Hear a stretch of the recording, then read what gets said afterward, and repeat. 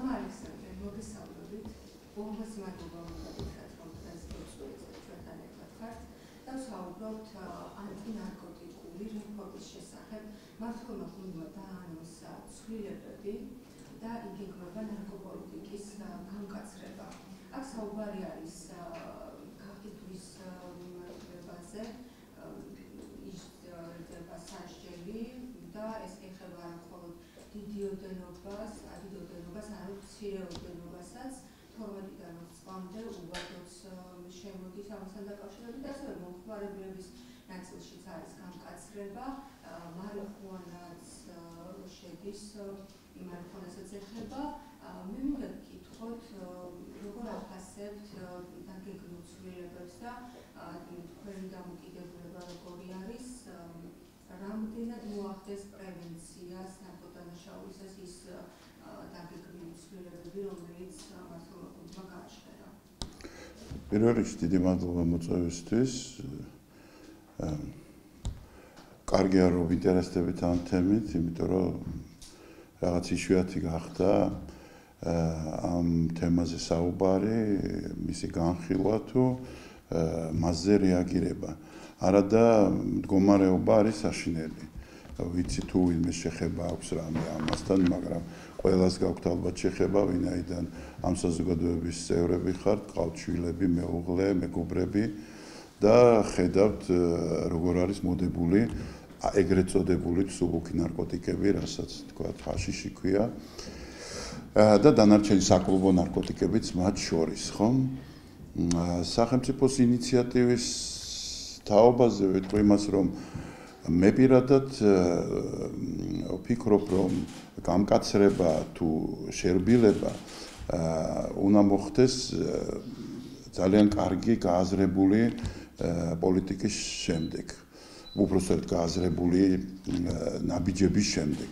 მე ვფიქრობ, რომ უფრო ფართოწრე უნდა იყოს ჩართული სპეციალისტების, რომლებიც შეისწავლიან სხვათა გამოცდილებას, ევროპულ გამოცდილებას და რომლებიც ჩვენ სტატისტიკასაც გადახედავენ, თუ არსებობს ესეთი სტატისტიკა, მაგალითად იცით რომ ძალიან მკაცრად იყო სააკაშვილის პერიოდში ეს მდგომარეობა ნარკოტიკებთან დაკავშირებული პოლიტიკა და რაღაცა დონემდე იმუშავა.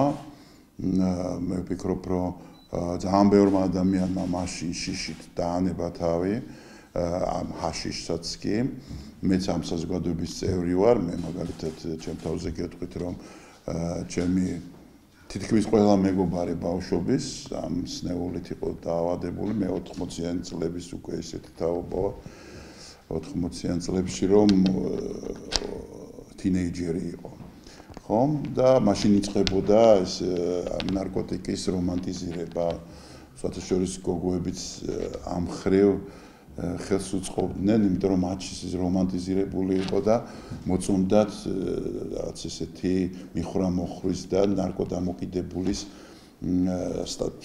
სახე მამაკაცში. რაც დღეს ესე არ არის და ძალიან კარგია და ამ ყეჩობას მიყვებოდა ხალხი, მე იყო სამოქალაქო ომი, იცით, ერთი ომი, მეორე უბედურება და ნარკოტიკმა წალეკა და მათი უმრავლესობა ახლა რასაკვირველია განისვენებს ღმერთმა ყველა აცხონეს. აი ამ პერიოდში მართლაც იმუშავა, თქვათ, გამკაცრება და ჩემი დაკვირვებით, ამიტომ მე ხო ხვდებით, ალბათ რახან მე მომიწვიეთ, ჩემ დაკვირვებას აზრს მომისმენთ და საერთოდ მიყვარს სტატისტიკა და ჯობია რომ ეს რაღაც სოციოლოგმა გააკეთოს და ციფრები დაადოს, რომ თვალნათელი იყოს რასია ლაპარაკი, ხო? ჩემს დაკვირვებით იყო ერთმნიშვნელოვნად, ესე იგი, შეჩერებული, უამრავი ჩემი მეგობარი კი არა, თითქმის ყველამ დაანება, იმიტომ რომ არ უნდა არავის ციხეში წასვლა, მაგრამ სამაგიეროდ მეორე მხარე აქვს, როგორც მედლის ორი მხარე, რა, ესე იგი. რახან ეს გამკაცრდა და ხელმიუწვდომელი გახდა ნარკოტიკი, ახალგაზრდებმა დაიწყეს და ასაკოვნებმაც დაიწყეს ეგრეთ წოდებული რაღაც ალქიმიური საკუთარი იმპროვიზირება. და ამან გამოიწვია საშინელი შედეგი. აი მე მაგალითად პირადად მე ჩემს სამრევლოში მოსული ადამიანების დაკვირვებით, ვიცი, დაკვირვებაც არ არის საჭირო, ახალგაზრდა ბიჭი, აი ესეთი თასავით ბიჭი, რომელიც ვერღარ ლაპარაკობს, ანუ ასუებს, ბგერებს ვერ გამოსცემს. ეს შეკრულ ბგერას და სიტყვებს ვერ ამბობს. ზოგი უკან დადიოდა მომიყვანეს ადამიანი, რომელიც უკან ბავშვი ახალგაზრდა. და ესეთი უამრავი ზოგს პარკინსონის ტიპის ტროლი ქონდა, ტრელი. რა, ხო? ნუ აი ყველანაირი სიმახინჯე რაც კი არსებობს თქვა ამ მხრივ ამ ბავშვებში, იმიტომ რაღაც წიწვებს ხარშავდნენ, რაღაც ალქიმიკოსობდნენ, იოდი, ეს რაღაც ვინის სურჯებს და ქიმიური პროცესები ხდებოდა ისეთი, ნუ მედიცინა უკეთესად იტყვის ამაზე, რა პროცესი იყო, მაგრამ ის რომ სრული მდგომარეობა იყო რაღაცა კატასტროფული ამ მხრივ და ნუ გული მოგიკვდებოდა ერთი ესეთიც რომ გენახა ეს დაგჭებოდა შტაბის ცდილება მთელი ცხოვრების მანძილზე და არავის უსურვებ ამას, განსაკვირველია, არც მტერს და არც მოყვარეს. და არ ვიცი, ეხლა აი მეორე მხარე ამას აქვს. ჩვენ მაშინ უნდა ვიყოთ ამის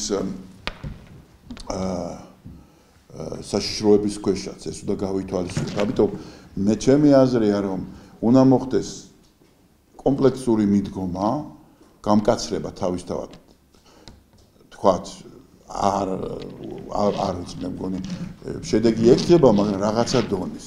მაგალითად კომპლექსურში გულისხმობ, რომ პირველ რიგში უნდა იყოს სარეაბილიტაციო ცენტრები და ეს სარეაბილიტაციო ცენტრები უნდა იყოს ხელმისაწვდომი ადამიანისთვის, ან სახელმწიფოც უნდა იყოს თანათ აფინანსებით, ან ნუ რაღაც მსგავსი რამ, ესეც არ ვიცი, ესეც უნდა განსაზღვროს იმათვისაც ეს კარგად იცის და კარგად გამოსდის.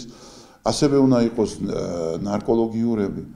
მე მაგალითად ადამიანებს რო უშვებ, მიმყავს, ჩემი ხელით მიმყავს არაერთი ადამიანი და სულ არის გადაჭედილი და გადავსებული. ვიცნობ ამ ცენტრების ხელმძღვანელებსაც და სულ სავსეა. წარმოიდგინე, ადგილი არაა იმისთვის, რომ დეტოქსიკაცია მოხდეს ადამიანი და არ მოკვდეს. აქ თანხაზე აღარაა ლაპარაკი რა. ხო დღეღირს რაღაც 300 ლარი იქაც დაწოლა. და ეს რთული რამეა, დიდი პროცესია. შემდეგ ვთქვათ, ამას რო თავი დავანებოთ მეორე მხარე, ეს არის პროპაგანდა ჯამთელი ცხოვრების წესის. ერთდროულად ვთქვათ, დევალვირება რაღაც სრუფასეულობის, ამის რომანტიზირების მოშორება. სხვათა შორის ვხედავთ ჩვენ, რომ ამ ხრივ ცუდი მდგომარეობაა, ვინაიდან პირიქით პროპაგანდისტები არსებობენ ეგრეთ წოდებული მსუბუქი ნარკოტიკების. მე ჩემთვის მაგალითად ეს მსუბუქი ნარკოტიკი არ არსებობს, ეხლა ვისაც გაუსინჯავს და ვისაც უნახია რა შეიძლება მოიტანოს მსუბუქი ნარკოტიკი, ისე როგორც სასმელი არ არსებობს რა, ოდენობაა იქ თავარი, ხო? რაოდენობასაც მიიღებ, ისეთი რეაქცია ექნება. თორე ღვინოს თქვა 10 გრადუსი აქვს, არ აქვს 40, მაგრამ იმას თუ 10 ბოთლს დაალევ, გამოდის გრადუსებში. ესევე მსუბუქი ნარკოტიკი, სხვათა შორის, რომელსაც მსუბუქს ეძახიან და ჰაშიშს ეძახიან, ეს თქვა ალკოჰოლისგან განსხვავებით, აქ არ ხდება ერთჯერადი მიღება.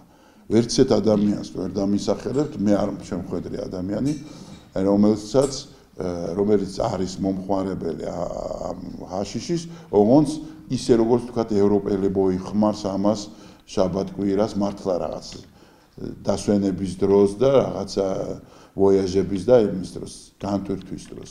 თქვა, ჩემთვის ისიც არ ვარ, მაგრამ ნუ ახლა მარტო მე ხო არა ვარ, სამყაროა ესეთი.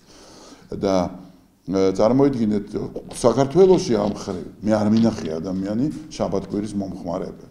მომხმარებელი ნიშნავს, რომ ის ყოველ დღე, რა ვიცი, რამდენს 2, 3, 5, 10, ზოგი უკვე როგორც თქვათ სიგარეტი ის ეხმარობს ამას. მაგრამ მე მისი ასაკი დაიწია ხო ამ მსუბუქი ნარკოტიკის. სკოლებში ეწევიან ბავშვები და ვერ აკონტროლებენ ამას პედაგოგები განსაკუთრებით საჯარო სკოლებში და კერძო სკოლებში უფრო მკაცრად არის და უყურებენ. საჯარო სკოლებში ნაკლებად არის ხომ ეს. და კიდევ უფრო მეც ვიტყვი, უკვე ისეთ ოჯახურ სუფრებზეც და იდილებშიც და რაღაც სამეგობრო წვეულებებზეც აუცილებელი ატრიბუტი გახდა ჯგუფური გასვლა აივანზე და გაბოლება. ხო? ასევე მე მგონი რესტორნებშიც და იმაშიც ამის სუნია და კორიდორებში საკონცერტო დარბაზების. მე არ ვიცი, კლუბში რა ხდება, ალბათ კატასტროფა ხდება, ხო? როგორც ამბობ. ანუ იმის თქვა მინდა, რომ ამ მხრივ უნდა გაძლიერდეს პროპაგანდა იმისა, რომ ეს არის საშინელება. ჩვენ თუ ხედავთ, რომ ყოველი ფილმის წინ არის თქვა თამბაქოს საწინააღმდეგო რეკლამა, საერთოდ არ ჩანს აი მოსაწევის საწინააღმდეგო რეკლამა. უფრო მეცაც გეტყვით, ძალიან ჩემთვის აღმოჩენა იყო და ძალიან სახალისო ჭყალებში, როცა უყურებ რაღაც ფილმს და ამ დროს სიგარეტს მოუკიდებენ და დაბლანდავენ, ხო, ჩვეულებრივია ბლანდავენ სიგარეტის მოწევის პროცესს. და გვერდზე ეწევა იმას, რა ქვია, ამფეტამინს. იმას არ ბლანდავენ. ნუ ეხლა ხო არის სიგიჟეც არის და სიგიჟია, ხო? რამხელა განსხვავება ხა ამფეტამინსა და რა ქვია, სიგარეტს შორის. ხო, მოკლედ ანუ ეს ცნობიერების დონე უნდა აიწიოს, სკოლებში უნდა მოხდეს ამის პროპაგანდა, უნდა მოხდეს ამის შესახებ სრული ინფორმაციაზე, უნდა გააცნონ ბავშვებს, უნდა მოახდინონ მისი, აი, რა ვიცი, ამის სრული განადგურება, აი ამ რომანტიკული წარმოდგენების ახალგაზრდების, ხო, მხრიდან და უნდა ამაღლდეს ამ მხრივ ადამიანის ცნობა, რა საშუალებასთან აქვს საქმე და რა შედეგებს იწვევს, საშინელ შედეგებს იწვევს მომავალში. თქვათ ეს ხაშიში ეგრეთ წოდებული მსუბუქ ნარკოტიკებში აქვს, თქვათ შეტანილი ევროპული სტანდარტით, ხო? მაგრამ იქ ევროპული სტანდარტს აქვს ევროპული საზოგადოების ხედვაც. იქ შეიძლება ესე ჰოლანდიაში ესე რომ იყიდება ამსტერდამში, თქვათ იქ არავინ არ შედის გარდა რაღაცა უსახკარო ადამიანების ან ცოტა ისეთი.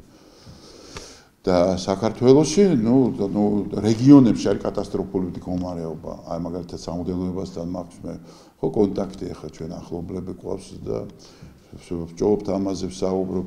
ნუ მთელი ახალგაზრდობა ის რომელიც თქვათ საქმიანად უნდა იყოს დაკავებული და თავის ცხოვრებას უნდა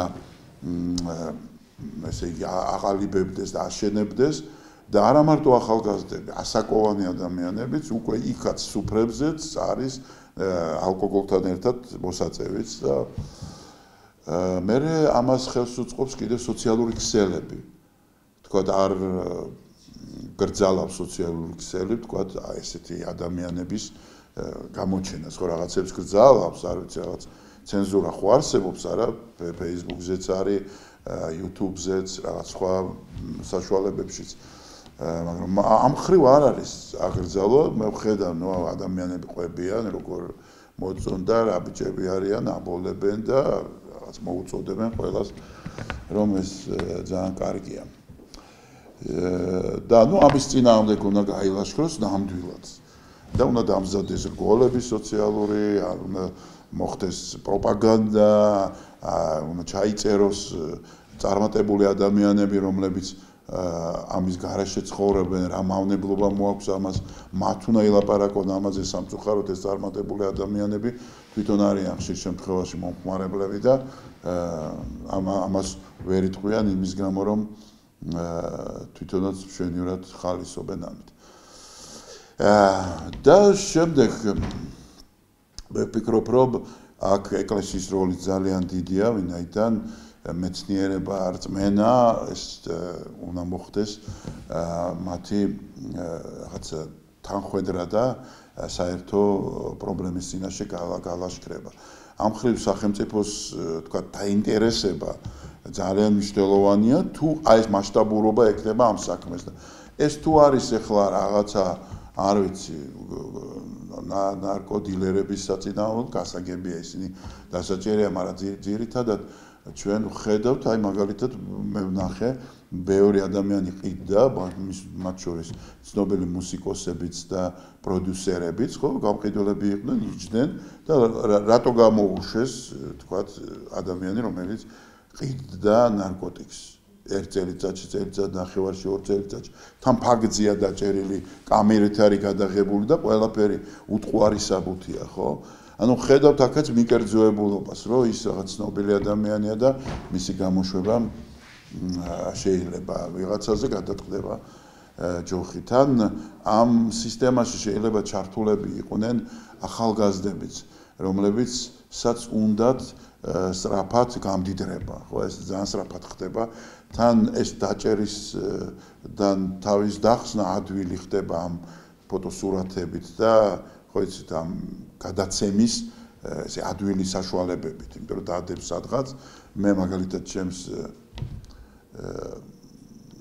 სადარბაზოში ყავ სცენარი მაქვს და რამოდენიმეჯერ ეს გამოყირავებული ვნახე და ვფიქრობდი რომ ვიღაცა გავაბრაზე და ვფიქრობდი ვინ გავაბრაზე აღმოსავლეთ თურმე იმაში დებენ ამ ნარკოტიკს მე ვერ პოულობენ და ნუ იმის დრო არ აქვს და ყრიან და ეს ქოთანი მიაქვს რაღაცა დიდი გეჯა ესეთი ამ ხელა მე ვიდეო კამერა დავაყენე და ვიღა გარბოდა გეჯით ხელში საწოდავი ხო და ნუ ეს ხელმისაწვდომი უფრო მეტიც ეკლესიის ეზოებში დებენ რომ უფრო მეტი ის იყოს დაცულობა ხო და თქვა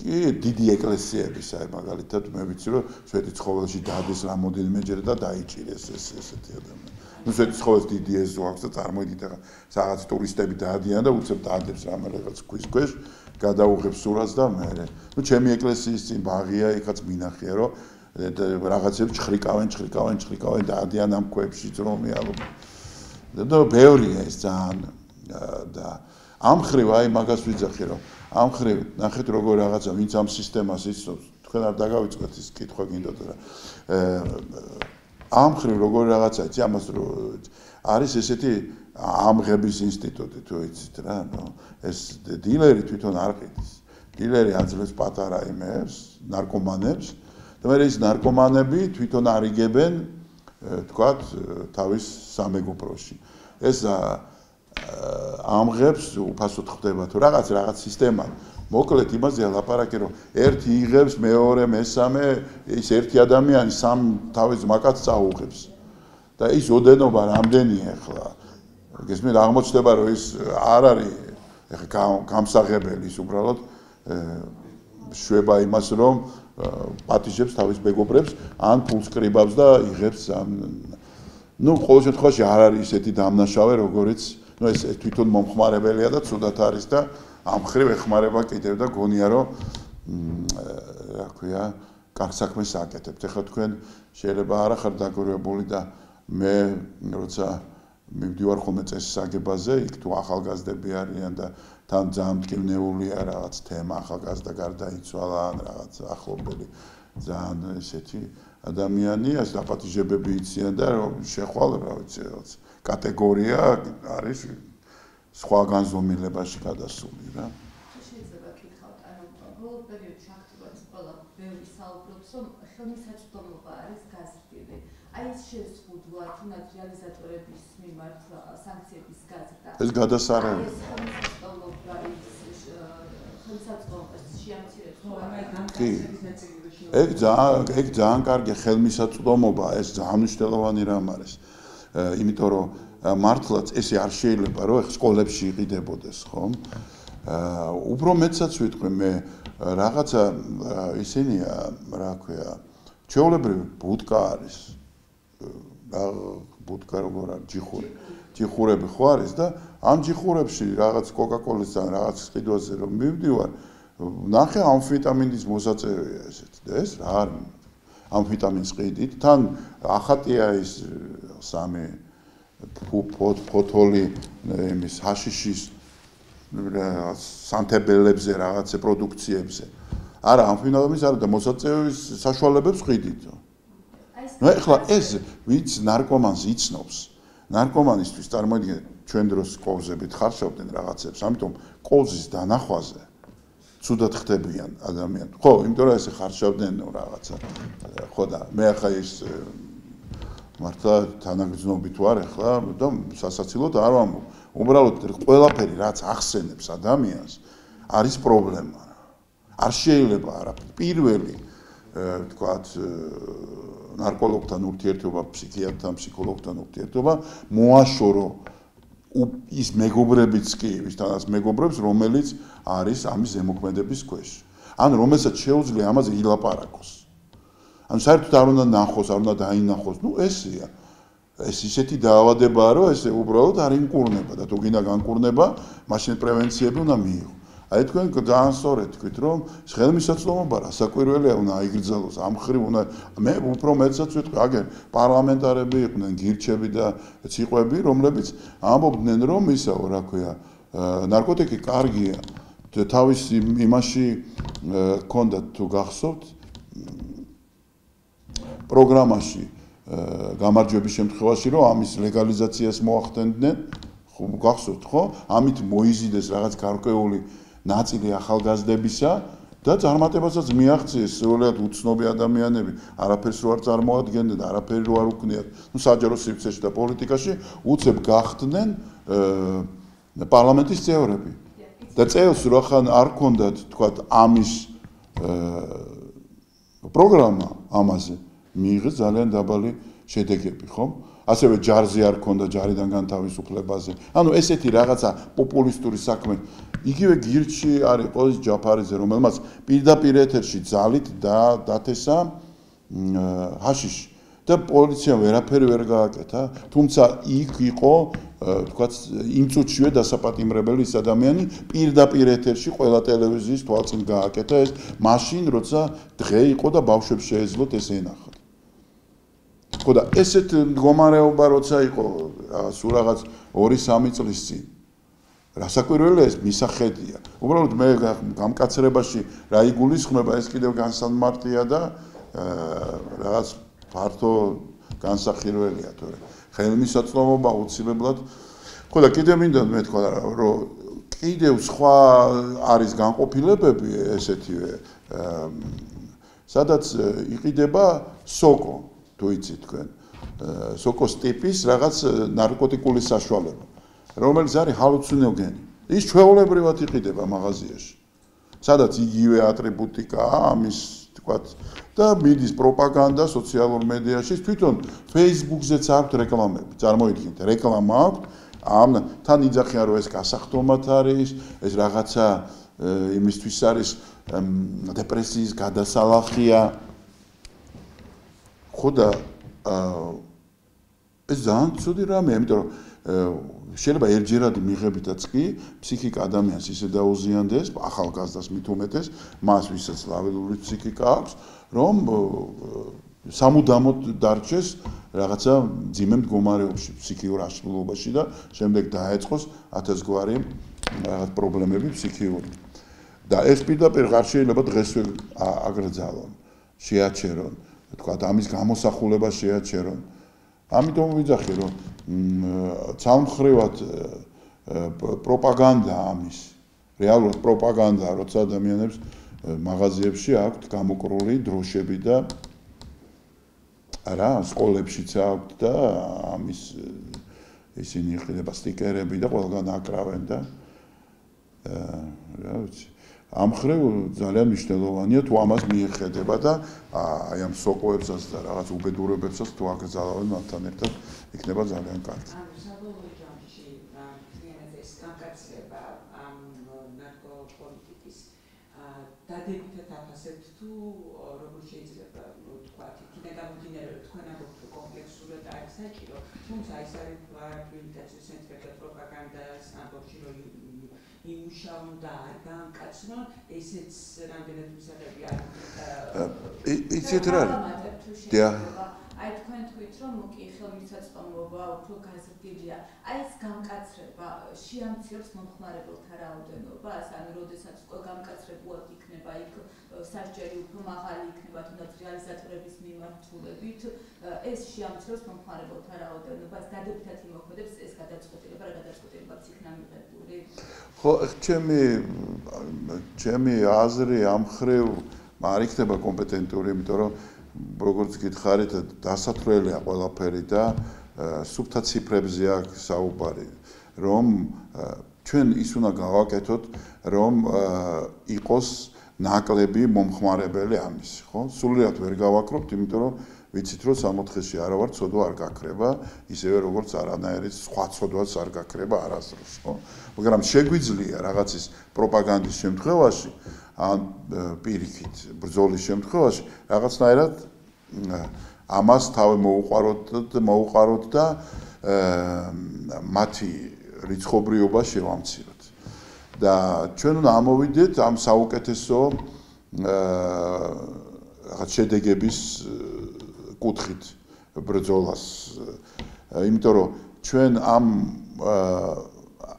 საქმეში გვჭირდება არა ვთქვათ პატიმრების რაოდენობის გაზრდა, არც ვიღაცის დასჯა. საერთოდ ზოგადად დასჯაც ხوارს არ ხდება, ხომ? იმასაც ჩვენ სასჯელს ვეძახით, პენიტენცია არის ლათინური სიტყვა, რაც მონანიებას ნიშნავს. ადამიანს კი არის ჟი, ჩვენ შუა საუკუნეებში ისჯებოდა ადამიანი. უბრალოდ აძლევს საშუალებას მონანიების. ის სასჯელი არ არის. ხო და ამ მხრივ ჩვენ ეს გვჭირდება, ხო? ამ მხრივ შურს კი არ ვიძიებთ ადამიანებს. და თუ თქვათ უკეთესი იქნება რაღაც სხვა ტიპის მოდელი, შერეული მოდელი, რაღაც დონეზე გამკაცრება, რაღაც დონეზე მოშვება, მე არ ვიცი ზუსტად როგორ, მაგრამ საჭიროა სპეციალისტების რაღაც ჩართვა ამ საქმეში. აი ის რაც საუკეთესო იქნება, ის უნდა ამოირჩეს. თავისთავად მიზანი გამკაცრების შეიძლება უშედეგო იყოს, არ ვიცი. ვნახოთ, ვთქვი რომ აი გამკაცრებული იყო, მართლაც შედეგი ჰქონდა ის რომ ნაკლები იყო, მაგრამ სამაგიეროდ რაღაცა რა კატასტროფული მდგომარეობა იყო ახალგაზრდებში, რომლებიც და ძველგაზრდებშიც, რომლებიც წიწვებით და იოდებით ტვინის ატროფირება ხდებოდა და საშინელი ლეტალური შედეგებიც იყო ხშირი.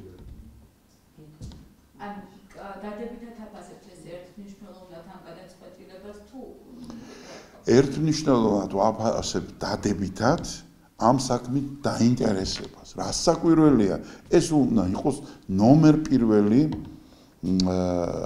ესე იგი საკითხი პრობლემა საქართველოსთვის. ნომერ პირველი, იმიტომ რომ ამით ესე იგი წაილეკა ადამიანი დემოგრაფიული მდგომარეობაც იცით რომ ნარკოზე მოქმედების ჩვენ პოტენცია ბლაგდება, აღარ აქვს ქალის მიმართ ტოლვა, არც ოჯახის შექმნა უნდა, ან ოჯახის შექმნის და მერე ინგრევა, ასეთი ტიპის ოჯახები, იმიტომ რომ ნარკოტიკები მოქმედებს, მერე შემდეგ გაიზარდა ესე გენდერული კუთხით ნარკომომხმარებელი, ქალებში ძალიან ბევრია, ხო?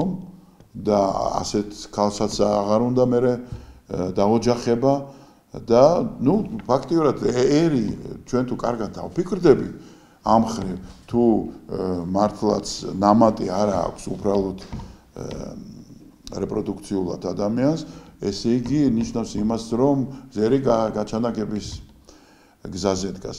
და პლუს ამას უბრალოდ ადამიანები ასოციალურები ხდებიან. აღარ უნდათ მუშაობა, აღარ უნდათ შრომა.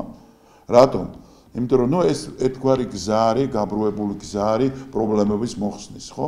ყველაზე დიდი თქვათ, ესე რომ ვთქვათ, საკითხი, რომელსაც ჭრის ესა თუ ის ნარკოტიკი ადამიანში, არის ის, რომ ის გაურბის რეალობას, რომელშიც ის იმყოფება. და ადვილად შეუძლია მოეხსნას აი რეალობის სიმძიმე მის ცხოვრებაში.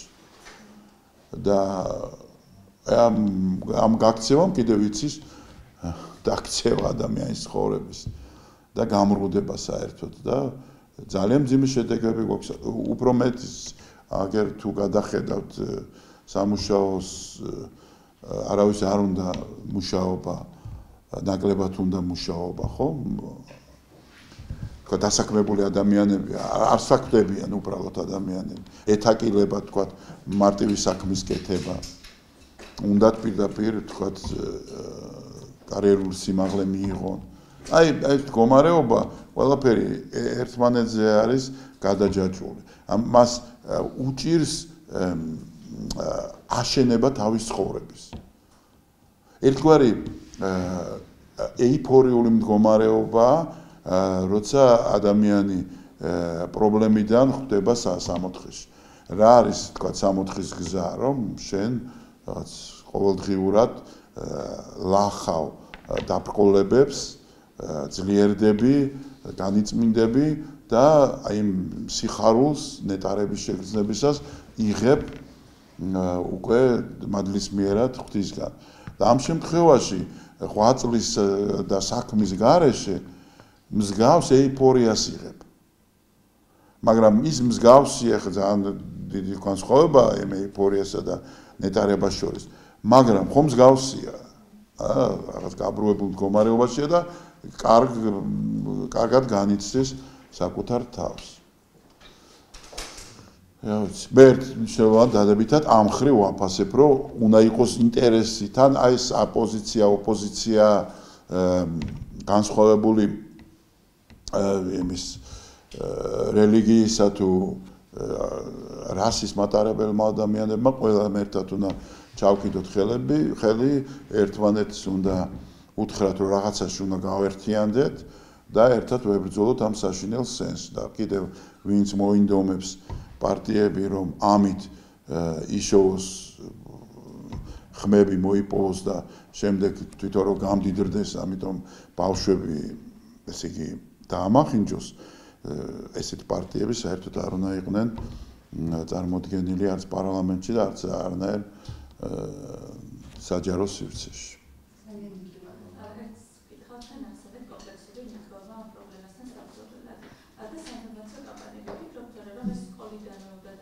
რასაკვირველია. ამიტომ სკოლაშიც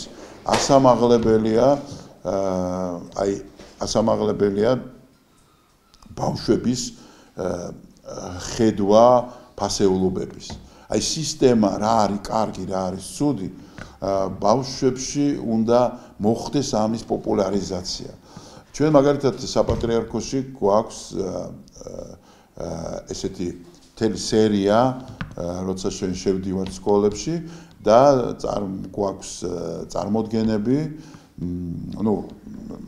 თეატრალური წარმოდგენა, სადაც აი ეს მაღალი ღირებულებები გამოიცემა, მაგალითად ძალიან მნიშვნელოვანი ქართველი თუ სხვა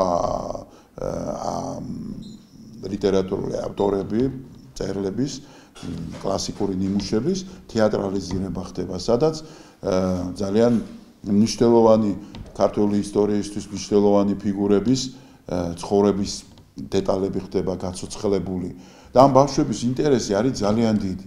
იცით რა არის? აგრძალვა არაპედაგოგიურია მაშინ, როცა არაძლევ რა არის კარგი. გესმით?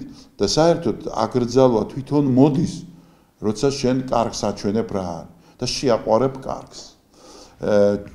ჩვენ ამ ხრივ აი ეს კეთილი სიკეთე რა არის ადამიანისთვის, ხო?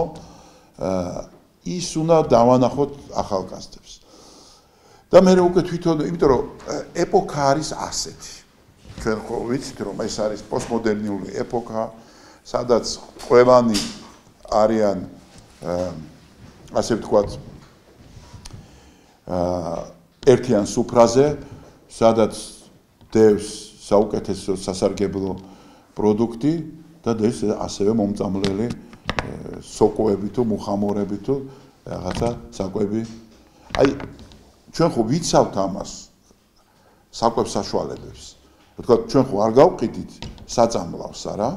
ჩვენ არ იყიდება. პირიქით სანიტარული ნორმებია, თუ გაუვიდა ვადა იმის მიღება არ შეიძლება აკრძალო მე როგორ არის მოყვანილი ეკოლოგიური ცუქთა გარემოში მთელი აი ამ კვების სისტემასთან ძალიან კარგი ჯანსაღი მიდგომაა მაგრამ რატომღაც სულიერ ცხოვრებაში ეს არ არის ანუ სულიერ ცხოვრებაში რაც გინდა აიღე ყველაფერი გაქვს ხელის გულს ანუ იქ ეს ჰიგიენა არ არსებობს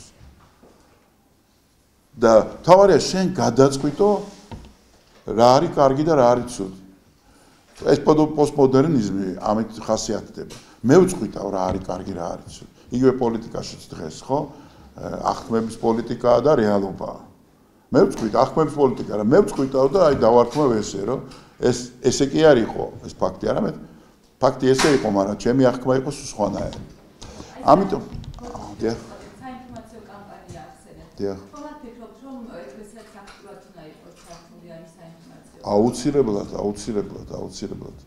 აუცილებლად უნდა იყოს ჩართული უბრალოდ იცით რა არის ეკლესია არის განსხვავებული ინსტიტუცია ჩვენ აგერ არის ხო საპატრიარქოს არხი და საპატრიარქოს არხს ვინც უყურებს იმას უკვე აღარ ჭირდება ზედმეტი ლაპარაკი აქ არის მთელი პროპაგანდის მთელი მომხიბვლელობა იმაში უნდა იყოს ჯანსაღი პროპაგანდის ხო რომ აი ყვითელ პრესაში და საზოგადოებაში იქ სადაც ის ახალგაზრდები არიან იქ სადაც ისინი იკრიბებიან თორე თუ ეკლესიაში მოვიდა იმას აღარ ჭირდება ხა ნარკოტიკის საწინააღმდეგოდ მე არასდროს არ მიქადაგია იმიტომ რომ იქ ვინც დგას და მიყურებს ახლა იმას ზედმეტია ამაზე ლაპარაკი ხო თქო ჩვენ იქ თქო რაღაცა ბევრი სხვა სულიერი თემები გვაქვს რაზეც ძალიან კარგია განმარტება და ახსნა და ამას ვიძახი რომ საპატრიარქოს არხს გასაგებია რომ უნდა კონდეს მაგრამ აქვს ალბათ კიდევაც მაგრამ აქ ლაპარაკია სწორედ იქ სადაც ისინი არიან მუჰამედის და მთის ამბავია ხო წარმოდის და მუჰამედთან შეუნდა მიხვედე თასთან და აი თასთან მისასვლელი არის ის ადგილი სადაც ეს ხალხი ეს ახალგაზრდები თუ ეს ძველგაზრდები ეცნობიან პრესას რასაც უყურებენ რასაც რა სამყაროშიც ისინი ცხოვრობენ